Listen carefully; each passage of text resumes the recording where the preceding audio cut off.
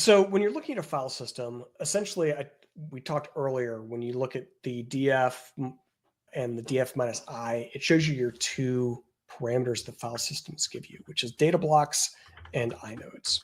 So if we're looking at a file system, so here's my disk. When I create a file system, it's going to create these like areas of the disk. And inside of the area of the disk, there's going to be metadata tracking areas.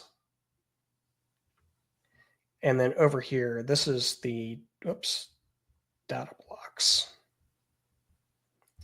And so when we create a file and it gets an inode, that inode is actually like in here, and it tracks all the properties of this file. So if you do like an ls minus I and it gives you the inode number, that's corresponding to a tabular entry, like an actual like cell in this table inside of your disk storage. And that unique identifier is then tied to all the metadata about that file. So when you look at things like the permissions or the ownerships or access control lists, if they're applied, or the number of links or the modified timestamp, all that stuff is actually stored in this table on disk. And then the last bit of that entry for that one file is pointers to the data blocks that hold the data for that file. And so out here,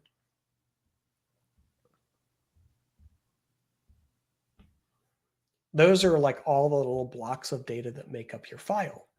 But there's a certain number of pointers that you can have in your inode entry. And so if your file is big, what ends up happening is the pointers in the inode table are pointers to data blocks, which then get converted to blocks of additional data block pointers. So maybe like this one over here is converted to a block of data block pointers. So the inode goes to these guys and that one.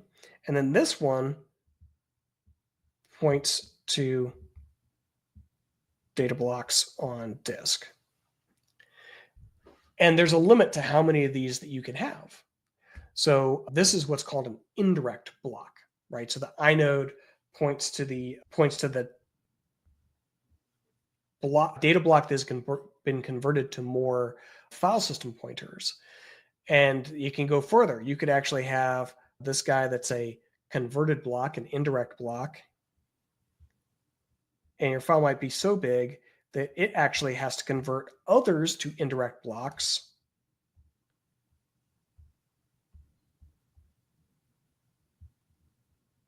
Which then point at your actual data for your file.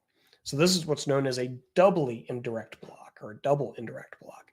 So the inode pointers point to an indirect block, which then points to a double indirect block, which then points to the actual addresses of the data blocks on disk that hold the contents of your file. But wait, there's more. You can actually go even deeper and have a triple indirect block. And so your large files might have like your inode pointers point to a indirect block, which has been converted to point to a bunch of doubly indirect blocks, which have then been converted to point to triply indirect blocks. And then the triple indirect blocks are the ones that actually point to all the data. And so when you look at file systems and they say like, oh, there's a maximum file size, individual file size for this file system, that's why. Because there's a limit to how many pointers you can convert. Like you wouldn't want to do quadruply indirect blocks or I don't know, whatever 10 is, right? Decahedral indirect blocks. Because what would happen is to try and reassemble that file into its composite data, you would have to bounce so far and do so many lookups that the file system performance would be super slow. So for large files, we had limits on how many indirections you could do, and that was three. Three indirections is all you could do. Now, there are other ways that you could get to handle larger files too. Like you could go to larger block sizes of your file systems. So each one of those file system pointers that's pointing to a data block would actually point to 64K of space instead of the default, which is 4K of space. So there's some tweaks like that that you can do as an administrator if you know that you're going to be storing large files that will allow you to store more file contents and therefore have fewer redirections and file pointer management, which will lead to better recovery of the data back once you're getting it back. But that also requires a little bit of advance notice. And then the other thing is if you have a 64K block size, but your actual file contents is 2K, well, the smallest amount of data you can store is 64K. And so you end up putting that 2K into a 64K sized block. So a bunch of that disk space is unusable. And so 4K has like historically been kind of the sweet spot for how we do this. All right. So Nate, questions thus far? We've got some questions around XFS shrinking, which probably are irrelevant for the moment. So maybe we'll talk about that later on in the show. I don't think we've had much other than a reference to this feels like I'm back in college learning about file systems with whiteboards. Yes. And there was a lot of confusion when we called it a whiteboard and it came up black. So it's dark mode whiteboard. Yeah, right. I figure if you're watching into the terminal, you probably expect a dark background. So here we are. Oh, fair enough. All right. So with the ext type file systems, right? It's this kind of scenario where we put this like inode table and then a selection of blocks to go with it, and an inode table and a selection of blocks to go with it. But for XFS, it's a little bit different. And so let's see, can I erase all this? So XFS works a little bit differently. So you've got your disk, right? Whatever size you've made it. And then XFS, what it does is it creates inodes just like before with that squiggle that you can't read. And then it starts storing your files, right? And when you've used up enough disk space or you've used up enough inodes, it'll actually just like allocate another segment. The problem is it does this on the fly. And so sometimes you may have an inode intensive workload where you're doing things like creating small files, which don't use a lot of disk space, but they use a lot of inodes. And so if that were the case, this whole thing would be full and we'd have all our files out here. But when we had to create a new segment, notice the amount of disk space in each segment is different. Right.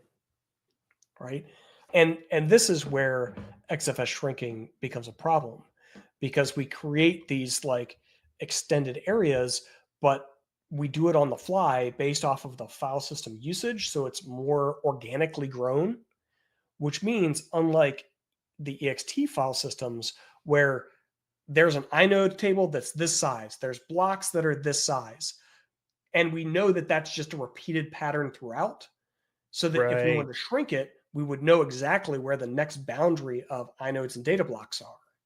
With XFS, we don't necessarily know where that boundary is, or at least easily able to get at that boundary. And that's why you can't shrink XFS file systems.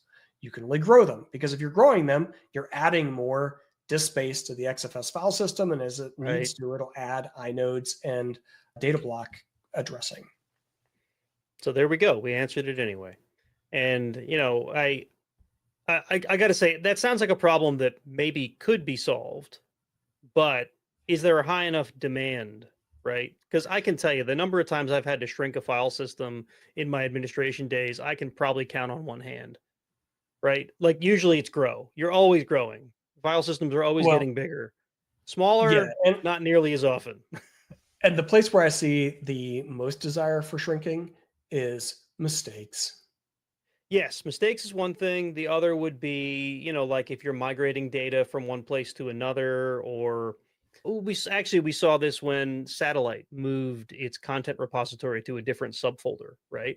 And there was like this migration process where we needed the thing to be bigger, but only during the migration. And some people were like, well, how do I make it smaller again? And unfortunately, the answer was you can't, right?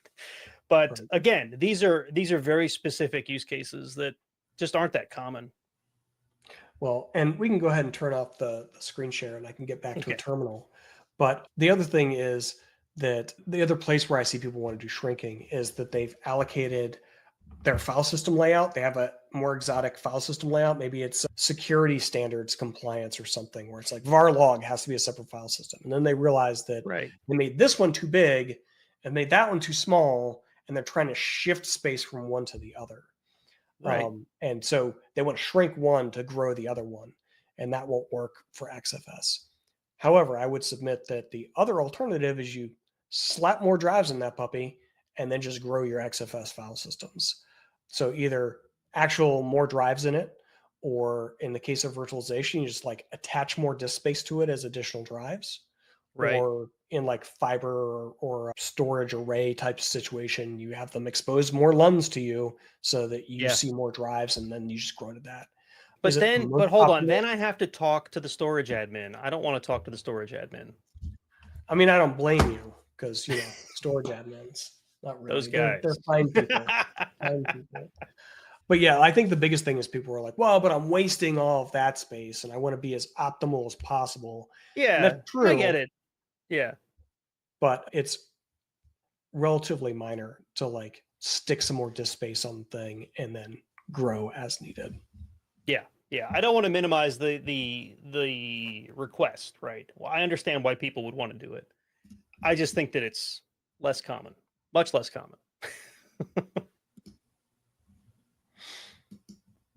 All right. Yeah. Yeah. Granted, Penguin mentions that on physical servers, it's a more common problem. And that's absolutely true. I've allocated my physical disks in a certain way, and that needs to change. And yes, it's a much bigger problem because you're much more constrained. Yeah. And so physical servers, there's also like, well, if you've maxed out your hardware rate or whatever, it's difficult to Yeah. just add more disk to it. Totally get it. Right. Right.